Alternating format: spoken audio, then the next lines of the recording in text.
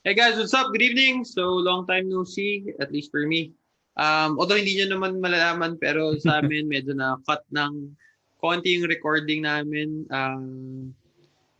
Na-sideline ako medyo na-injure ako with COVID. Pero okay na lahat ngayon. So today, we are going to talk about YOLO and also thinking about the future. So, YOLO na nga ba yung YOLO? You only live Really once. once. Pero kumbaga, our topic for today is more of how do you enjoy your life to the fullest but also prepare for yung future mo. Hindi yung kumbaga nakuha mo yung bonus mo, nakuha mo yung sweldo mo. Gusto ko bumili na netong parang relo na to or whatever. Nagagastos mo lahat ng pera mo tapos it's gonna leave you penniless in the future. So, today we're gonna talk about that. How do we find that balance dun sa dalawang bagay na yun? Okay, so as always, I'm here with my partner, Brian. Brian, paano nga ba tayo mag-enjoy sa buhay nang hindi natin masyado, kumbaga, binabaliwala or sinasacrifice yung future natin? I guess, pinaka-evident to would be with finances, pero of course, there's also application sa ibang parte ng buhay natin, di ba? Mhm. So yun. Sa akin, ayun, just one thing guys. Okay lang yan. Kung ano man yung gameplay nyo sa buhay or whatever it is na you want to enjoy life, di ba? Kagaya ngayon, before pandemic, we travel, people uh, travel, di ba? Kasi nga, it gives a sense of freedom, it gives us a sense of um, to escape dun sa day-to-day activities natin. And ngayong pandemic, natigil yon kahit papaano kasi nga gusto mo mag-travel. Meron iba nakakalusot pero gustuhin man ng iba is dahil nga sa mga lockdowns or sa lugar mo o doon sa pupuntahan mo, hindi ka rin makatravel. So, natigil. So, ang take ko, going back to the topic, ang take ko dyan is balance lang naman. Enjoy life lalo ngayon, pandemic, na-realize natin ano lang ba talaga importante. Importante yung pamilya natin, importante na hindi naman kailangan nating maluho. Parang kung ano lang naman the point na nakakakain tayo ng maayos, di ba? Healthy tayo, healthy yung family natin, yung basic necessities natin na po-provide, yun lang. So, nakita natin kung gaano kasimple yung buhay. So with this realization, it's important na more than enjoying what we have right now or yung mga income na tinatrabaho natin, whether it comes from your business or your uh, trabaho, di ba? It's important na at the same time makakapag-prepare din tayo for the future. Meaning investing, makapag-invest tayo kasi realistically speaking, hindi naman tayo forever makapagtrabaho. And with any pandemic or any sudden changes sa mundo, mabablindside tayo. It's possible mawalan tayo ng trabaho. Gaano man ka-high paying yan or ano man. Kumbaga walang safe guys. Walang safe sa ginagawa natin.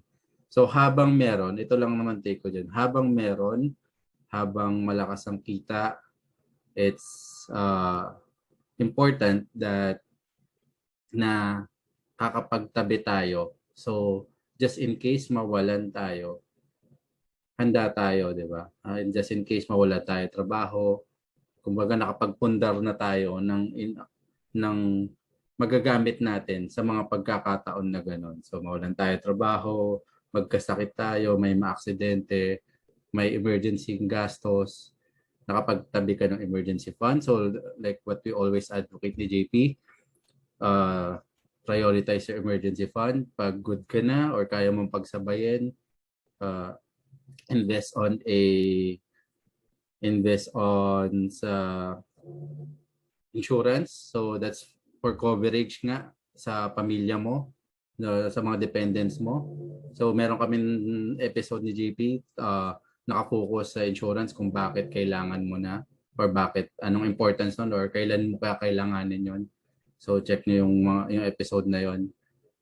Pero at the same time, while preparing for that future, while preparing, you hindi rin, you have to take care of your mental health din eh. Doon naman papasok yun. Mental health meaning, nakakapagod din yan na trabaho ka ng trabaho tapos hindi mo na-enjoy yung pinagtatrabahuhan mo, na sobrang tipid mo, sobrang, ganyan gameplay namin eh. If you go back doon na sa mga earlier episodes din namin ni JP, ganyan yung gameplay namin before eh. Buhay as in buhay mahirap nga in term ni JP. Buhay mahirap to the point na wala ka ng kahit pa paano nakakaluwag-luwag ka na pero tipid mo pa sa pagkain mo, sumasardinas ka pa and all. So, ganyan lang guys. Celebrate milestones. Then, pag may mga special occasions, give in once in a while. Pero, make sure na nakapagtabi ka. So, ang ginawa kong adjustment in my case is set alam mo naman kung magkano kinikita mo, like for example, if you have a job, set an amount na sustainable for you na pwede mong i-save, pwede mong invest. So, pwede mong paghiwalayin yon, or I suggest paghiwalayin mo certain percentage or certain amount for savings, certain amount for investment, and yung, for example, kumuha ka rin ng insurance, tabi mo ng mga yon. So, that's fixed. Set those amount as fixed, ano mo na, tabi. So, whatever na matitira, so cover mo din yung fixed cost mo, pagkain, kuryente, tubig, yun, yung mga internet, yan. So, fix na yan. Kung ano yung matitira, spend it on the things that you love. Ganun yung gameplay na ginagawa ko ngayon. So, para walang guilt trip. So, kasi na-cover mo na yung na-cover mo na yung responsibilidad mo dito sa first di ba? So whatever na matitira mo, spend it if you the things that you love. So if you love to travel, di travel ka. If you love coffee, lattes, ganyan, drink all the lattes you want, milk tea or whatever, di ba? You love eating out, dito mo kunin. At least kung maubos to, di next month ulit. Pero since covered mo na to, covered mo na essentials, pati yung investment mo, good ka na. So, walang guilt na mangyayari when you spend the remaining amount. Yun yung gameplay ko dyan, pare. Ikaw, Chong.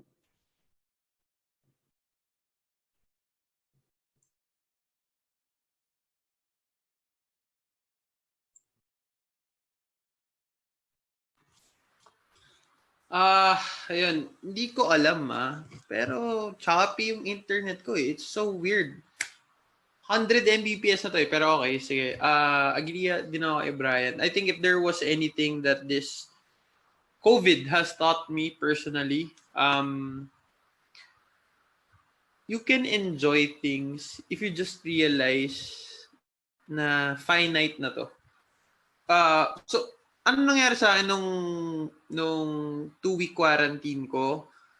Kasi nasa kwarto ko. Hindi ako yung nagmo-move around the house. Nandito lang sa kwarto kasi fortunately meron isang kwarto dito na may banyo. So, doon na rin ako naghuhugas ng plato. Lahat parang inaabot ng sa akin pagkain ko. Paglabas ko after 2 weeks, nung nag-negative na ako dun sa mga test, iba yung pakiramdam. I think we just take things for granted eh. Yun yung point ko. How do we live life the fullest is staying in right now. If you guys are fans of basketball, meron akong gustong i-share and I think it's also applicable, although hindi siya specific, but it's applicable to our topic right now. Si Giannis Antetokounmpo, yung pinakamagaling na player ng Milwaukee Bucks. Ito yung sabi niya, when you look at the past, kumbaga, that's your ego eh. When you look at the past, past ba yung ego? Hindi eh. When you look at the past, hindi ko maalala, pero it's something similar sa ego. When you look at the future, yun yung ego. Yun sure ako. When you look at the future na, I'll do this, I'll do that. Kumbaga, it's your ego talking. I'm gonna do better. Parang ganun yung mindset mo. But if we stay in the now, we focus ourselves in the now, we're humble. Kumbaga, everything is a learning process. Everything is new. kahit na you're doing your routine, may enjoy mo yung routine. Especially, sa akin ito lang guys, ito sobrang simpleng bagay. Isang effect kasi ng COVID is mawawalan ka ng pang-amoy at pang-lasa. So kumakain ako for 2 weeks na as in bland. Parang yung kimchi, yung sabaw ng kimchi, alam niyo naman malakas yun, di ba? Iniinom ko yun. As in, iniinom ko from yung lalagyan niya, wala akong nalalasahan kahit ano. Para akong umiinom ng tubig. So, the first time na may malasahan ulit ako sa na pagkain, sobrang sarap eh. Ang ulam ko lang naman nun, parang siomai yun. Parang 4.20 na binili namin sa kapitbahay. Again, yun eh. Let's just focus on today. Pero yun yeah, like what Brian mentioned earlier is there's a balance dito. Kumbaga, is this watch like really going to make you happy? Ito ba talaga itong 200,000 peso na relo na to? Ito ba yung talagang papasya sa'yo? If oo, edi go ahead, buy it. Pero yun nga, ito naman is connected sa napakarami naming lessons before na pag kurot yan, go. Pag hindi kurot, wag muna. Pero ang parang my point here is there are a lot of ways to live your life to the fullest. And for me, the most simplest way na pwede mo nang gawin right now when you wake up, pagkagising mo is just appreciate it. Appreciate it. Siguro one tip para you can get yourself into that like that gratitude mindset, that gratitude attitude is try to sleep early. Yung paggising mo is you're not rushed. Iba yung paramdam na, alam mo yung gigising ka lang on your own, hindi dahil late ka na sa work, dahil kailangan mo na pumasok sa work. Pag nagawa mo yun, yung tipong gumising ka at your own, just try to appreciate na gumising ka. Alam mo yun? A good night's sleep. Let's start it there. Yung miracle pa lang na nagigising tayo sa umaga, kailangan natin siya ipagpasalamat. And minsan kasi, it's not that we take things for granted. It's more of we're caught in the cycle of life na hindi natin siya na-appreciate eh. Pero every day that's given to us on this earth,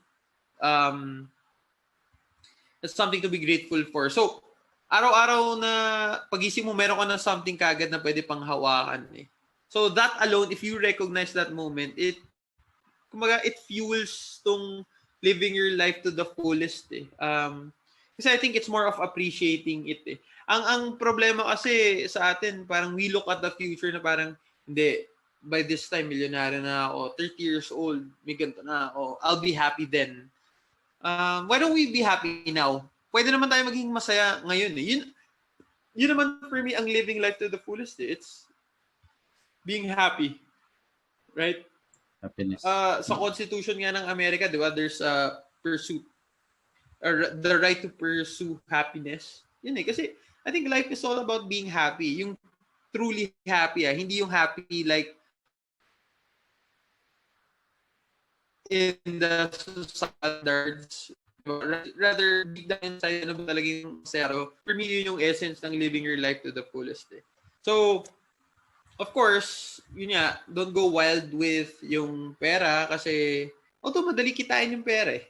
Pero parang ganito, YOLO ako ngayon, pare gusto ko pumarty, gusto ko uminom. Tapos bayaran na ng bills bukas. Nga ka na. So, alam mo yun, let's be smart about these things. Hindi naman tayo mga bata. Hindi naman to, kumbaga, extremes eh. Kasi your responsibility, kumbaga, that takes precedence dun sa pag-i-enjoy mo eh. Kumbaga, responsibilidad muna then the things that you want to do. So, yun sa akin, guys. Share ko lang, ang tagal lang hindi nag-record and I really, like, yung sinabi ko kanina na-appreciate ko. Ito rin.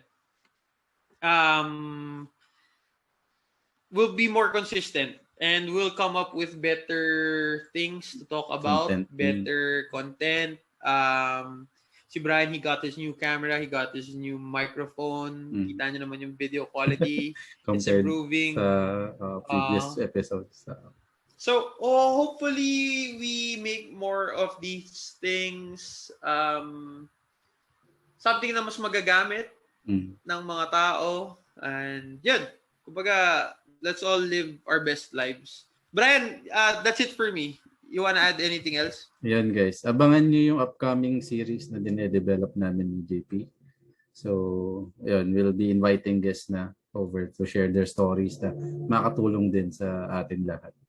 So that's it guys. Just to share before we end guys, yung sinasabi kinukot ni JP kanina about Janice is yung when you focus on your past, that's your ego. When you focus on your future, that's your pride. When you focus on the present, that's humility. So yun yung kinukot ni JP kanina. So yun guys.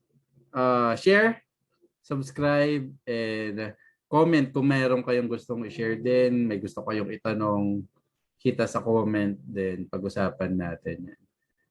Podcast directories natin, YouTube channel, and lahat ng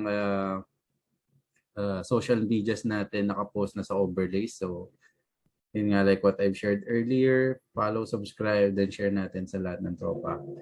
Thank you guys. Website www.impnalpha.com. That's it. Thank you and see you next episode.